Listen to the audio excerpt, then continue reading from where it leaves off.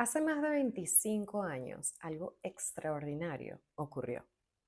Y fue que un biólogo, una psicóloga y un terapeuta que revolucionó la forma de comprender a las familias se reunieron en la misma mesa.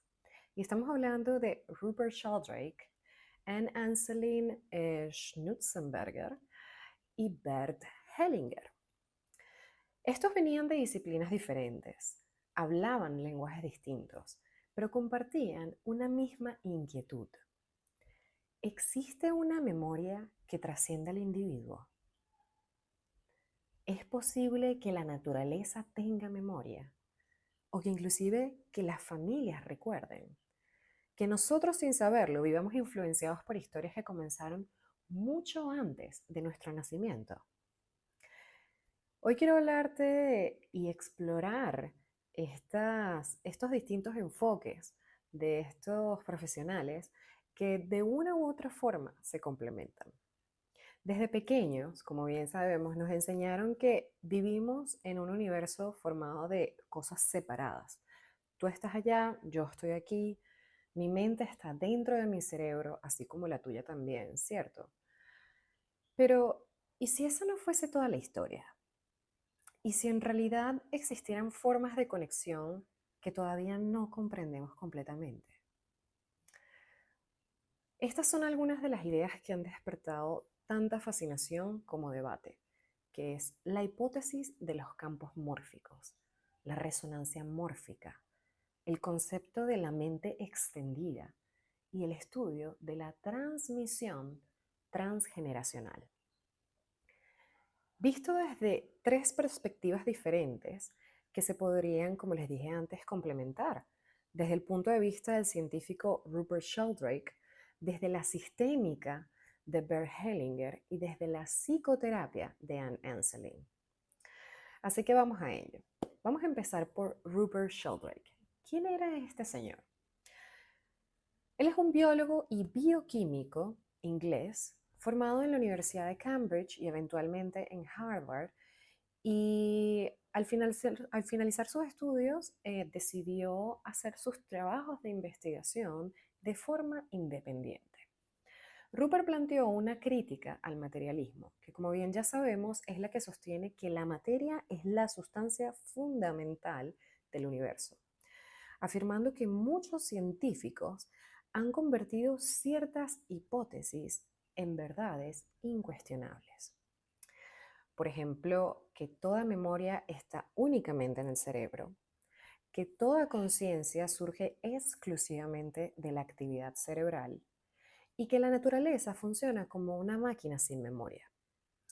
Rupert sostiene que estas afirmaciones deberían seguir siendo investigadas y no asumidas como verdades definitivas. Durante los años 80, este científico propuso una teoría muy interesante llamada la hipótesis de los campos mórficos.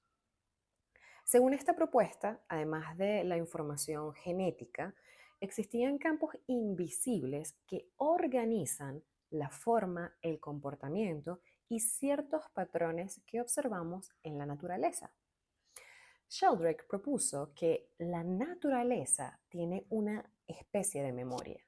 Además que los patrones se transmiten mediante resonancia magnética y que la información no estaría únicamente en los genes o en el cerebro.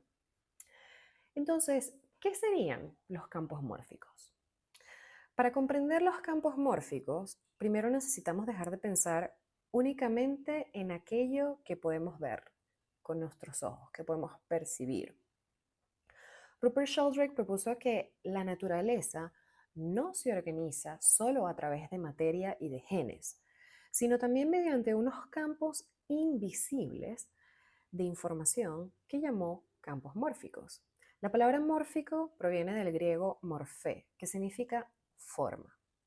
Según esta hipótesis, cada organismo, desde un cristal hasta una planta, un animal o un ser humano, está influenciado por un campo que contiene la memoria de las formas y de los comportamientos que ya han existido antes, Es como si hubiese una memoria colectiva que no estuviera almacenada en el cerebro ni en el ADN, sino en un campo de información al que todos pudieran acceder. Aquí aparece uno de los conceptos más interesantes y es el de la resonancia mórfica, que vendría a ser el proceso que hace que surja la memoria, ¿vale? Es el proceso que hace que surja la memoria. Sheldrake decía que cuando un patrón ocurre repetidamente, deja una especie de huella en ese campo. Y cuanto más se repite ese patrón, más probable es que vuelva a repetirse en otros individuos. Como si ese comportamiento encontrara un camino ya recorrido. Imagina que cada experiencia deja una especie de huella, ¿cierto? En que se almacena en una especie de gran biblioteca invisible, donde quedan registrados ciertos patrones. Según Sheldrake, cuando un comportamiento se repite muchas veces, se vuelve más fácil que otros seres de la misma especie también lo puedan manifestar. Él planteaba que cuando una determinada conducta se establece repetidamente en una población, esa información podría facilitar que otros individuos desarrollen ese mismo patrón, incluso sin contacto directo. ¿Y qué podemos decir de los seres humanos? Si lo trasladamos a la idea del ser humano, podríamos imaginar que nuestros hábitos, nuestras maneras de reaccionar o inclusive ciertas formas de relacionarnos podrían verse influenciadas no solo por nuestra historia, sino también, o sea, por nuestra historia personal, sino también por patrones mucho más amplios a nivel sistémico y colectivo. Imagina como si fuera una enorme red invisible, ¿cierto? Que conecta a todos los miembros de una misma especie. Entonces, cada pensamiento, cada acción, cada hábito y cada forma de actuar hace vibrar esa red. Y entonces, cuantas más veces se produce una misma vibración, más familiar se vuelve para el conjunto. Entonces, es una hipótesis que nos invita a mirar la naturaleza como un sistema donde el pasado podría influenciar el presente. Hoy no sé qué me pasa, tengo la lengua un poquito enredada, lo siento mucho. Entonces, es una hipótesis que nos invita a mirar, ¿cierto? Como un sistema donde el pasado podría influir en el presente de forma que aún no comprendemos profundamente. Entonces, esto no significa que estamos condenados a repetirlo. Al contrario, si los patrones pueden fortalecerse mediante la repetición, también pueden transformarse o liberarse cuando comenzamos a actuar de una manera diferente. Lo que veremos más adelante con el trabajo de Bert Hellinger y las constelaciones familiares. Cada vez que respondemos con mayor conciencia, cada vez que rompemos un ciclo de violencia, de miedo o de sufrimiento, estamos dejando una huella distinta, creando un nuevo paradigma. Y esto es realmente increíble. Sabemos que los seres humanos influimos constantemente unos en otros, ¿cierto? Mediante el aprendizaje, la cultura, el ejemplo y las relaciones. Pero, ¿y si el alcance fuese mucho más extenso? Y si además de esto, también nuestras acciones y pensamientos tienen un alcance mayor del que imaginamos. Estas son preguntas que realmente nos invitan a expandir nuestra conciencia y a darnos cuenta de que somos mucho más poderosos de lo que nos han contado. Después de desarrollar la hipótesis de los campos mórficos, Sheldrake comenzó a hacerse otra pregunta fascinante. ¿Y si nuestra mente no estuviese confinada únicamente dentro de nuestro cerebro? Esta pregunta dio origen a una de sus obras más conocidas, El séptimo sentido, La mente extendida, se llama así su libro. Sheldrake propone que la mente podría extenderse más allá del cerebro y del cuerpo, estableciendo vínculos invisibles con otras personas, animales y nuestro propio entorno. Según él, fenómenos cotidianos, como pensar en alguien justo antes de que esa persona nos llame, eso nos ha pasado mucho, ¿cierto? O inclusive sentir que alguien nos observa desde atrás, o la aparente conexión entre personas que tienen un fuerte vínculo emocional. Esto él lo llamó parte de ese séptimo sentido. Y para explorar esta idea, Sheldrake realizó durante años experimentos en miles de participantes. Uno de los más conocidos consistió en estudiar si las personas podían detectar cuando alguien los iba a llamar, sin que hubiese ningún tipo de señal visual o auditiva. Y él denominó este fenómeno la sensación de ser observado y afirmó haber encontrado resultados que consideraba superiores al azar. También investigó la llamada telepatía telefónica, y en estos experimentos una persona debía adivinar quién la llamaría antes de responder al teléfono. Sheldrake sostuvo que, especialmente cuando existía un fuerte vínculo emocional entre las personas, los aciertos eran mayores de lo esperado al azar. Y esto yo me atrevo a decir que muchos de nosotros lo hemos experimentado, solo que realmente no le prestamos la debida atención. En lo personal, estuve viviendo 4 años con una de mis mejores amigas y fue muy interesante cómo a medida que íbamos puliendo el vínculo, que íbamos respetándonos una a otra, que íbamos reconociendo nuestras necesidades, que íbamos retirando los juicios, este tipo de telepatías aumentaban, a tal grado que había momentos en los cuales ella terminaba mis frases o yo terminaba sus frases o sabíamos exactamente qué era lo que iba a decir la otra. Y esto nos pareció muy curioso. Sabemos que el vínculo entre madre e hijo a este nivel telepático es alto. Y hay personas que lo experimentan menos que otras, pero definitivamente es algo que ha estado presente siempre. Solo que lo damos por sentado y decimos, ah, bueno, sí, pasó, pero ¿por qué pasó? ¿Qué sucedió? ¿Cómo nos conectamos? ¿De dónde nos conectamos? ¿Cómo recibimos esa información? Estas son preguntas fascinantes que claramente muchos científicos se han preguntado. Y uno de ellos fue Rupert Sheldrake. Entonces, mm, quizás una de sus investigaciones más conocidas sea la realizada con perros, especialmente con una perra llamada JT. Esto es muy interesante y estoy seguro que para las personas que han tenido animales también lo han experimentado. Entonces su tutor, el tutor del perro, afirmaba que JT comenzaba a esperar junto a la puerta exactamente cuando él iniciaba el regreso a casa, incluso si volvía o a horas completamente impredecibles. Entonces, para investigar este comportamiento, Sheldrake registró en video tanto los movimientos del perro como los horarios reales de regreso al tutor.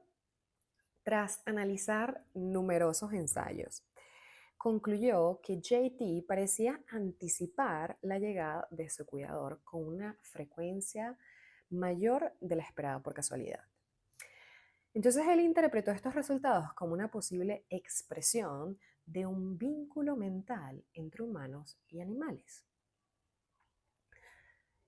A mí esto es algo que me ha pasado porque desde pequeña he tenido gatos y algo que siempre me pareció curioso es que había una gata en particular que teníamos que siempre, cuando llegamos al estacionamiento, ella estaba ahí esperándonos. Y así nos ocurre con nuestros animales domésticos, los perros. Entonces, es hacernos esas preguntas, realmente activar esa curiosidad que está dentro de nosotros y decir, oye, hay algo más allá que no vemos con nuestros ojos, pero no por eso no existe. Este científico nos invita a formular una pregunta profundamente interesante. Y es esto de que, ¿y si nuestra mente fuera más amplia de lo que creemos? Y ahí es donde yo te pregunto, ¿has vivido alguna experiencia que te haga pensar que existe una conexión muy profunda e invisible con otras personas? O inclusive con los animales que has tenido de mascota. ¿Cómo podemos relacionar esto con nuestra vida? Porque desde mi experiencia acompañando a personas durante sus procesos de crecimiento personal, observo cómo muchas veces repetimos maneras de relacionarnos.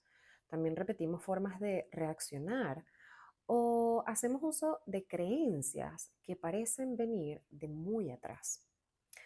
Y la cuestión es que no lo cuestionamos hasta que llega un punto en el cual nos encontramos en situaciones donde sentimos que estamos repitiendo una y otra vez lo mismo.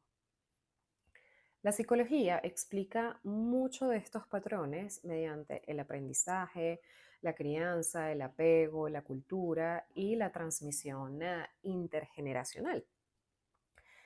Sin embargo, algunas corrientes transpersonales o sistémicas encuentran inspiración en propuestas como la de Sheldrake para comprender cómo ciertos patrones parecen trascender lo individual. Más allá de cuál explicación resuene contigo, la pregunta importante sigue siendo la misma. ¿Qué patrones o hábitos estás sosteniendo hoy que ya no necesitas seguir repitiendo? ¿Qué patrones o hábitos estás sosteniendo hoy que no necesitan ser repetidos?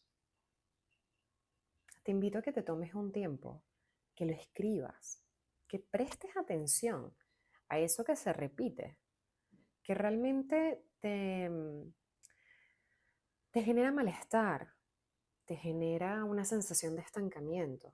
Y muchas veces la vida nos habla a través de las repeticiones y nos dice, hey, observa. Y cuando lo encuentres, pregúntate o pregúntale a eso. Entra en meditación y pregunta, ¿cuál es el objetivo de esto? ¿Qué me está mostrando esto? Y ábrete a recibir. Esto es un ejercicio que puedes realizar con tu guía interno. Recordando que el guía interno hace parte de nuestro inconsciente biológico y tiene toda la información de esa gran biblioteca y por ello es el perfecto para poder guiarnos hacia adelante, para poder liberar el pasado y poder caminar hacia el futuro.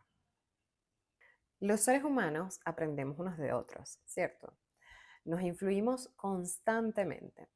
Nuestras emociones, nuestras acciones, nuestras decisiones impactan a quienes nos rodean, querámoslo o no. Por eso cada vez que sanamos una herida, cuando desarrollamos una nueva forma de responder o inclusive cuando elegimos actuar con mayor conciencia, ahí es cuando estamos transformando tanto a nivel interno como a nivel externo. Y a su vez, esa información o mejor dicho, ese, esa resolución y eso que logramos se sube a la nube colectiva. Por lo tanto, las generaciones siguientes van a poder hacer uso de ellas, o inclusive aquellas que se encuentran en este mismo plano en este tiempo. Entonces, quizás eso, independientemente del nombre que le demos, ya es una forma de crear un nuevo paradigma. Ya es una forma de crear un nuevo campo de posibilidades. Estas perspectivas nos invitan desde lugares diferentes a cuestionar la idea de que todo está completamente separado. Durante siglos imaginamos el universo como una gran máquina donde todo funcionaba de forma aislada. Sin embargo, tanto la física moderna como la biología de sistemas, la teoría de la complejidad y la ecología, nos muestra que la naturaleza está profundamente interconectada. Rupert Sheldrake llevó esa idea un paso más allá al proponer que podían existir campos de memoria en la naturaleza. Su propuesta sigue siendo una hipótesis debatida. Sin embargo, nos invita a hacernos una pregunta fascinante, que es esto de que ¿hasta qué punto estamos conectados con algo más grande que nosotros mismos? La ciencia avanza haciendo preguntas realmente valientes y algunas hipótesis permanecen, otras evolucionan, otras se descartan, pero lo importante no es aferrarnos a una explicación, sino más bien es mantener viva la curiosidad y el discernimiento. La verdadera transformación comienza cuando usamos esas preguntas para conocernos mejor a nosotros mismos, para conocer de dónde venimos, nuestro sistema familiar, cuáles son esos regalos y cuáles son esos desafíos que vinimos a abordar. ¿Qué significa realmente estar separados? ¿Es posible que la realidad sea más interdependiente de lo que imaginamos?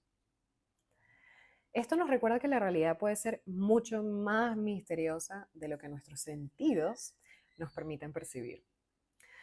Y lo interesante es que Rupert no inició diciéndose a sí mismo, tengo todas las respuestas. Al contrario, ¿sabes? Él empezó a cuestionarse y a preguntarse, ¿y si la realidad fuese mucho más rica de lo que creemos? Esa es una pregunta, en lo personal, considero que es profundamente filosófica y a su vez científica, em, porque es una invitación a observar, a experimentar y a seguir investigando. Entonces, ¿qué relación guarda esta hipótesis de Rupert Sheldrake con algunas tradiciones espirituales? Cuando este científico habla de campos de información, muchos encuentran similitudes con ideas presentes desde hace siglos. ¿Ok? Por ejemplo, con el hinduismo, que nos dice que la idea de que toda la vida participa en una realidad más profunda, donde la separación es relativa.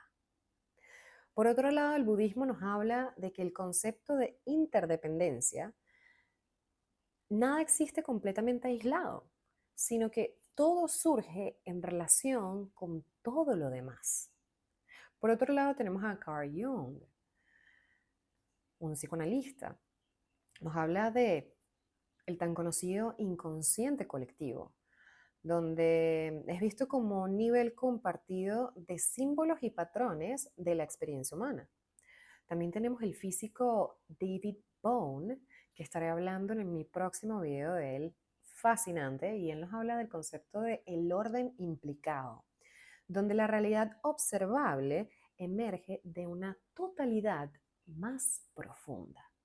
Y por último tenemos las tradiciones indígenas, que muchas describen una relación viva entre los seres humanos, los animales, las plantas y la tierra, ¿cierto? Y estos lo entienden no como una colección de objetos separados, sino como una red de relaciones. Entonces esto es algo que ha estado presente por siglos y siglos. Ahí es cuando tú te preguntas, ¿y cómo ellos lo sabían? ¿Cómo llegaron a deducirlo? Esa es una respuesta para otro video y no nos vamos a extender ni tampoco nos vamos a desviar, pero me parece realmente fascinante cómo esto guarda relación con lo que ya hubo, con lo que ya ha estado escrito, sobre todo en libros sagrados, y que la ciencia tradicional ha querido descartar. Y hoy en día estamos evolucionando y estamos avanzando a pasos cuánticos, que todo ese conocimiento está volviendo y está de una u otra forma siendo confirmado por estos nuevos estudios e investigaciones. Por otro lado, me gustaría hablar del segundo personaje, que es esta hermosa psicóloga llamada Anne Anselin Schnutzenberger. Miren, yo no sé cómo se pronuncia eso, pero bueno, ahí lo intentamos. Entonces ella fue psicóloga, psicoterapeuta y profesora universitaria francesa. Ella nació en Rusia, pero se desarrolló y vivió en Francia. Ella es considerada una de las pioneras en el estudio de la transmisión transgeneracional desde una perspectiva clínica. Ella no llegó a estas ideas desde una especulación filosófica, sino después de décadas acompañando pacientes y observando patrones que se repetían en distintas familias.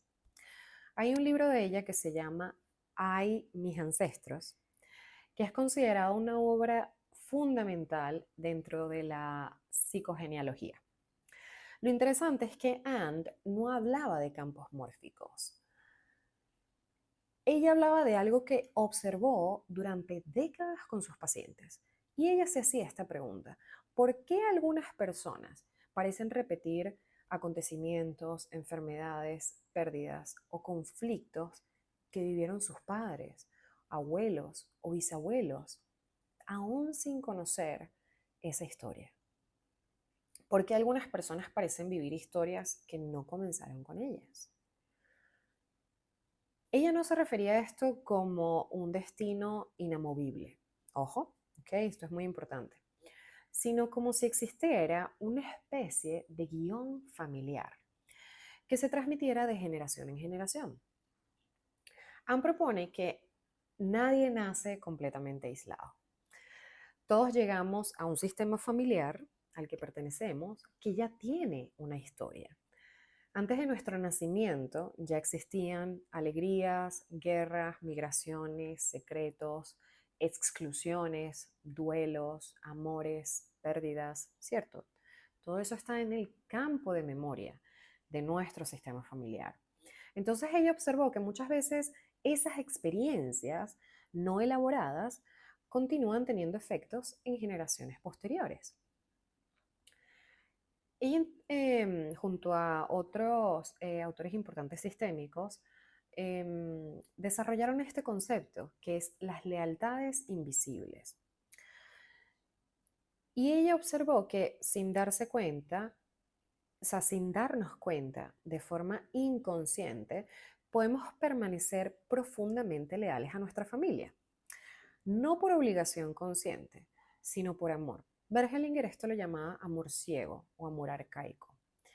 Por ejemplo, una persona podría limitar su éxito económico porque inconscientemente siente que no puede ir más lejos que sus padres. O incluso repetir un tipo de relación porque es el modelo que ha visto durante generaciones. No como un castigo, sino como una forma de pertenecer al sistema. Anne decía algo muy potente y es que ella hablaba de los secretos en las familias y decía que los secretos no desaparecen porque no se hablen y que muchas veces se transforman. Pueden expresarse como ansiedad, como culpa inexplicable, como conflictos repetitivos o inclusive síntomas físicos y bloqueos en la persona. Entonces, ella no afirmaba que esto ocurriera siempre, pero sí observó de forma muy frecuente que aquello que permanece oculto puede seguir influyendo en la dinámica familiar. Otro concepto súper clave de Anne fue el de el síndrome del aniversario. Durante años ella observó que algunas personas atravesaban acontecimientos importantes en fechas que coincidían con eventos vividos por sus ancestros. Por ejemplo, una enfermedad a la misma edad que su abuelo o un accidente en una fecha significativa. inclusive una separación cerca del aniversario de otra ruptura importante, o un duelo que se reactiva en ciertas épocas del año. Si nosotros prestamos atención, nos daremos cuenta que en nuestra vida se cumplen estas fechas aniversario.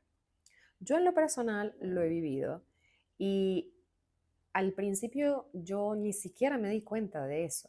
O sea, si no hubiese sido por el acompañamiento que estaba llevando en ese momento, no lo hubiese podido detectar.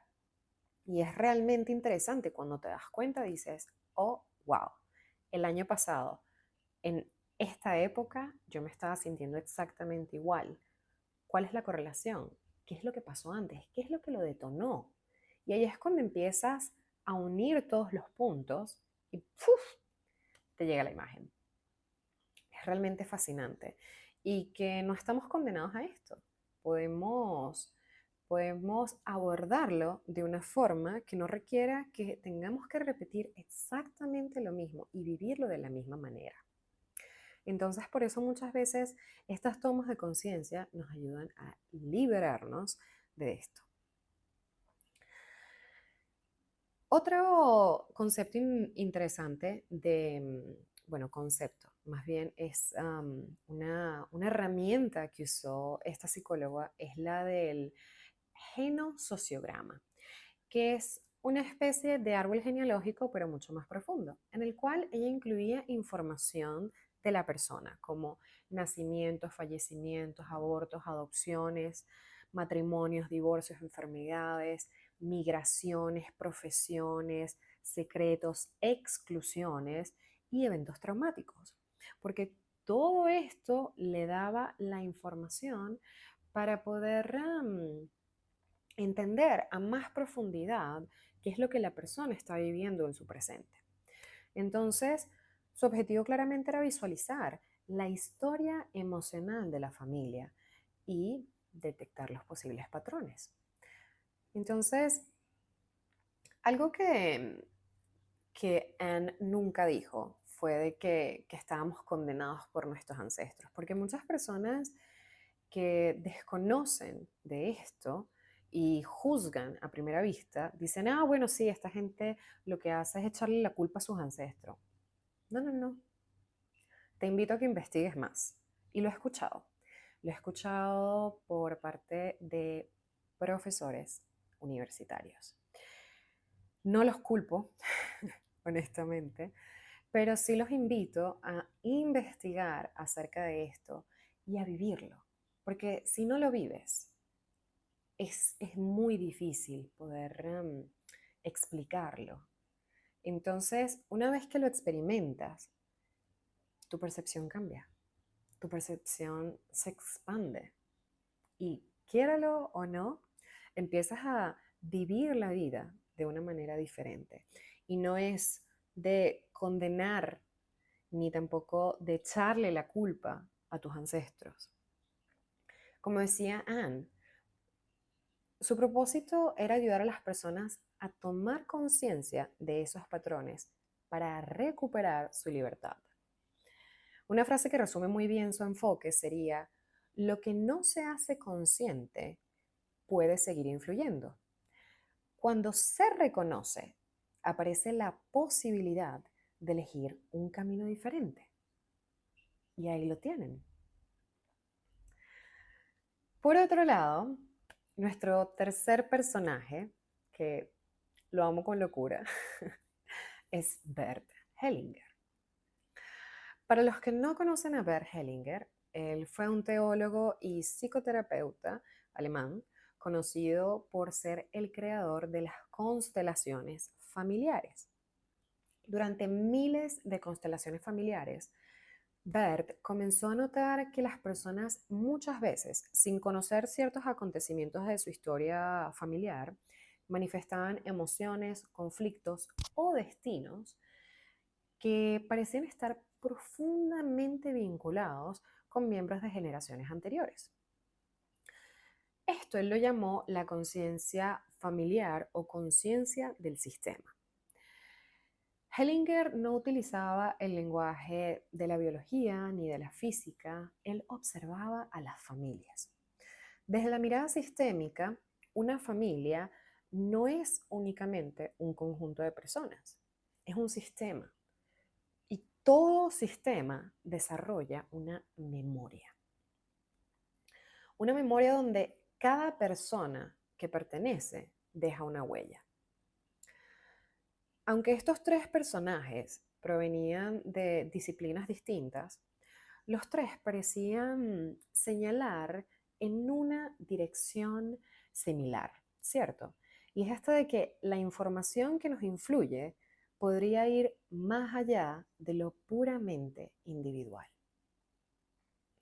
Muchos consteladores, de hecho, han encontrado una gran afinidad con esta idea y los campos mórficos descritos por Sheldrake. De hecho, dentro del mundo de las constelaciones familiares es frecuente utilizar la expresión entrar al campo para describir ese espacio donde parecen manifestarse dinámicas e información del sistema familiar. Por ello, más allá del lenguaje que utilicen, estos personajes parecen invitarnos a mirar hacia una misma dirección, ¿cierto? Quizás nuestra historia no comienza con nuestro nacimiento. Quizás pertenecemos a sistemas mucho más grandes que nosotros mismos. Y quizás comprender esos sistemas nos permitan vivir la vida con mayor libertad. Todo esto nos invita también a como observar el paralelismo entre estos tres personajes. Por lo menos Rupert Sheldrake se preguntaba cómo recuerda la naturaleza, ¿cierto? Proponiendo que la naturaleza conserva memoria mediante la resonancia mórfica. Por otro lado, Anne Anselin se preguntaba, ¿existen lealtades invisibles y memorias transgeneracionales que se expresan en nuestras vidas? Las familias parecen, ¿cierto?, conservar una memoria transgeneracional que puede expresarse en generaciones posteriores. Y ella también observó que los traumas, los secretos y las lealtades pueden expresarse en las siguientes generaciones. Por otro lado, Bert Hellinger se pregunta, ¿los sistemas familiares conservan información que influye en las generaciones siguientes? Los sistemas familiares muestran dinámicas de pertenencia, de exclusión, de compensación que pueden influir en sus miembros. Entonces, el sistema busca completarse. Cuando alguien es excluido, el sistema intenta incluirlo nuevamente.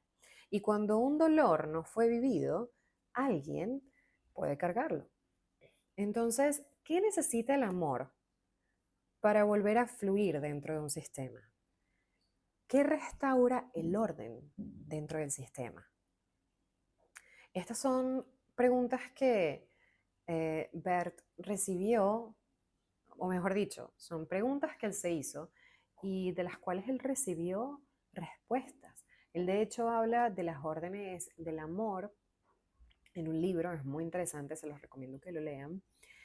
Y él siempre describía aquello que observaba. Él nunca lo planteaba como una verdad, simplemente como una observación y una repetición. Es decir, él podía ver no solo los patrones, sino también los enredos y el desorden que había en cada sistema familiar.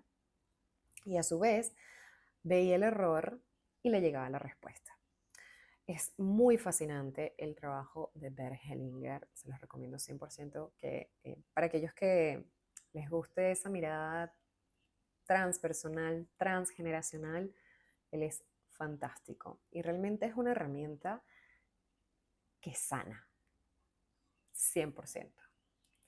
Porque, sí, bueno, va más allá de, de nuestro racionamiento racional, valga la redundancia. Entonces, En una conferencia realizada el 15 de abril de 1999 en Alemania, estos tres personajes se reunieron para conversar acerca de los campos morfogenéticos y los fenómenos que cuestionan nuestro punto de vista acerca del mundo. Les quiero compartir una cita de Bert Hellinger en el que nos habla del concepto de alma o de inconsciente colectivo, recogido de sus observaciones y su mirada sistémica. Él dice: lo que yo he observado en estas familias, y puede ser extendido, ahora estoy bastante seguro, es que hay algo como una conciencia inconsciente que opera de acuerdo con algunas leyes y he definido estas leyes. La primera ley es que esta conciencia inconsciente o esta alma inconsciente quiere preservar la integridad del grupo y cada vez que un miembro del grupo es excluido o olvidado, esta conciencia o alma coge a alguien de una generación posterior para representar a la persona olvidada. Y esta persona posterior actúa y vive la vida de su ancestro. Esto es una observación que él ha visto a lo largo de, entre paréntesis, de miles y miles de constelaciones que ha hecho. Sigamos. Bert dice: la segunda ley que he observado es que esta conciencia quiere establecer un equilibrio entre ganancia y pérdida. Y si alguien fue culpable en una generación anterior, pero no afrontó su culpa, entonces alguien de una generación posterior se atormentará con esta culpa. Entonces, por ejemplo, se matará o muchos descendientes de hasta 3 generaciones tendrán tendencias suicidas o tratarán de expiar la culpa del anterior. Ahora, observaciones recientes que he hecho en constelaciones familiares, que también pueden servir para el caso de Kosovo, estaban conversando del caso de la guerra en Kosovo, muestran que cuando permitimos que las víctimas muertas y los perpetradores muertos se miren los unos a los otros, y esto es posible representarlo en constelaciones familiares, no se necesita ninguna intervención exterior. Habrá un movimiento de juntarse los unos con los otros. Y esto es considerado por los vivos muchas veces como injusto, o dicho de otra forma, lo que les atormenta no afecta a los muertos. Los muertos se juntan en un nivel donde realmente son uno. Lo que causa la perturbación es que los vivos se toman como propio algo que solo los muertos pueden alcanzar entre ellos. El movimiento sanador sería que los muertos mirasen a los muertos y perdón, el movimiento sanador sería que los vivos mirasen a los muertos y los dejasen hacer ese movimiento hasta poder girarse, dejar atrás a los muertos y mirar hacia el futuro. Y eso sería el movimiento sanador que está en otro nivel. Para aquellos que han experimentado constelaciones familiares, saben de qué hablo. Y para los que no lo han experimentado, debo decirles que esto es realmente fascinante. Y, y que bueno, los invito a explorarlo. Entonces, en forma de cierre, podríamos decir que la realidad es más amplia de lo que percibimos habitualmente. Y la mejor manera de acercarnos a ella es cultivar tanto la curiosidad como la presencia y la observación profunda. Independientemente de si aceptamos o no estas hipótesis de los campos mórficos, de la resonancia, hay una pregunta que sigue siendo profundamente transformadora. Y es esto de que, los invito a que se la hagan. ¿Qué patrones estoy alimentando con mis pensamientos, mis emociones y mis acciones? ¿Esto realmente me pertenece o es una forma de responder que aprendí? ¿Esta forma de responder me beneficia o me mantiene estancado? Entonces es tomarte el tiempo de sentarte contigo misma y de preguntarte, ok, ¿Qué es lo que en este momento presente se está repitiendo una y otra vez? Y significa para mí un estancamiento, me produce malestar, me mantiene en el mismo lugar, genera conflictos en mis relaciones. Ok, una vez que lo tienes detectado, entra en meditación. ¿Qué me está mostrando esto? ¿Realmente me beneficia? ¿De dónde sale esto? ¿De dónde proviene? ¿Cómo lo puedo transformar? Esto lo puedes hacer de la mano de tu guía interno y te lo recomiendo 100%. Por otro lado, aquello que repetimos una y otra vez termina indudablemente moldeando nuestra vida, ¿cierto? Y cuando elegimos responder desde un lugar más consciente, más inclusivo, no solo cambiamos nuestra historia, sino que también cambiamos la forma en que nos relacionamos con los demás y con la vida misma, ¿cierto?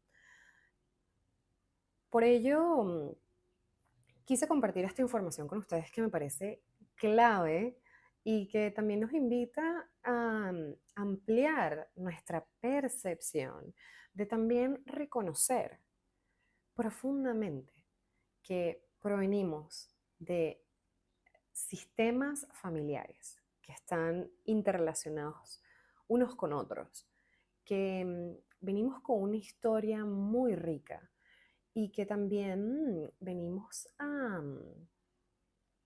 recorrer nuestro propio camino. Pero para poder recorrerlo, necesitamos soltar ese pasado que no nos permite movernos hacia adelante. Entonces, bueno, hay diversos enfoques terapéuticos que nos pueden ayudar a transitar este camino. Uno de ellos es el coaching transpersonal, que es el servicio que ofrezco. Otro es las constelaciones familiares. Otro también, bueno, por el lado de nuestra querida Anne Anselin, en psicoterapia transgeneracional. Entonces, todo depende de con aquello que resuenes más, aquello que te invite y que también tú consideres necesario para poder tomar la decisión y empezar a abordarlo de la mano de alguien que, que pueda estar contigo y que te pueda acompañar. Así que bueno, por último quiero invitarlos a compartir sus reflexiones y también sus experiencias acerca de todo esto. ¿Qué opinan? O si han experimentado algo que de repente digan, oye, mira, me gustaría contarles esto porque es realmente fascinante y se relaciona con lo que Catrina está explicando. Ya que bueno, sabes, yo considero que cada vez que compartimos nuestras experiencias y nuestras reflexiones también, nos nutrimos unos con otros. Así que bueno, espero que tengan un hermoso día y nos vemos pronto. Chao, chao.